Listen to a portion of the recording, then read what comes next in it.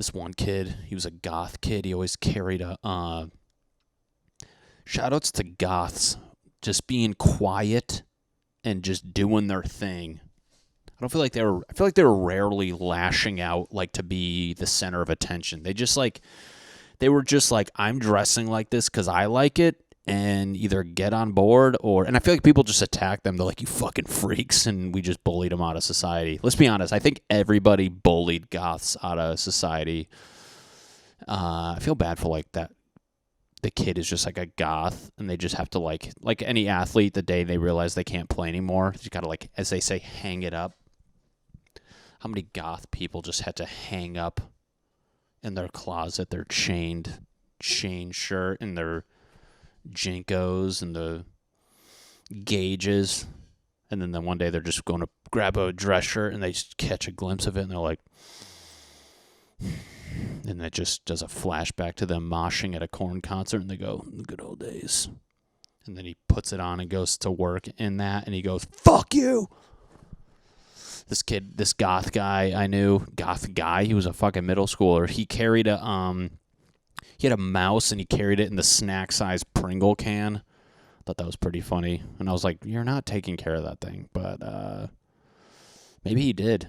Goths would do that. They would do some outlandish stuff. In the bathroom was the goths' playground, I feel like. You know, in the real world, they weren't exactly trying to stir the pot, maybe visually, but that's why there's that popular video of them dancing under the bridge, and they again, they're getting made fun of because the most popular version of it is when they put them dancing to Mariah Carey, All I Want for Christmas Is You. You're like, can they just have one video where we don't fuck with them?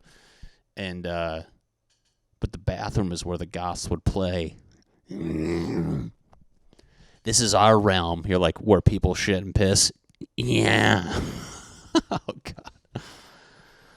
Goth kids and maybe other skaters and goths were in the same realm of just, you know, whatever the fuck that was.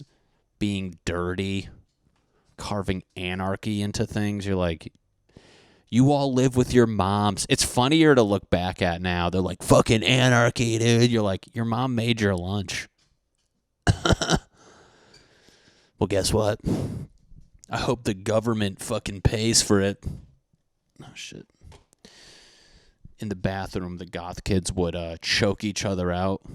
Anybody who went to middle school saw that. I don't think girls would do that. There was no goth girls getting choked out by each other, but I remember vividly walking in, had a piss, saw some goths just fucking around, and they would just push each other's necks into the wall and then just pass out, and I'm just like stepping over them to pee. Just an unconscious goth kid.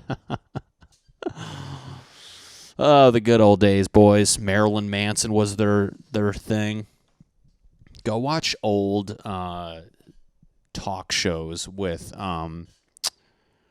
go watch an old talk show where they would, like, this is when parents, I don't remember this happening prior to that. Maybe it did, but like when kids started like finally like rebelling and dressing weird, because like maybe, I guess in the 80s they must have started, probably 70s. I'm just going to keep going back. Maybe the 20s too. But there weren't like talk shows back then, but I remember, like, I'm going to just say a name, even though it wasn't him, but like Maury Povich, the parent brought their goth kid on. And it's just funny, like how like oddly polite they were. They're like, I just like dressing like this. And the parent's like, you're a piece of shit. And the audience member, like, any questions? Like, no question. He's a piece of shit. And you're like, what the fuck are you guys attacking this poor kid with his lizard and reptiles around him?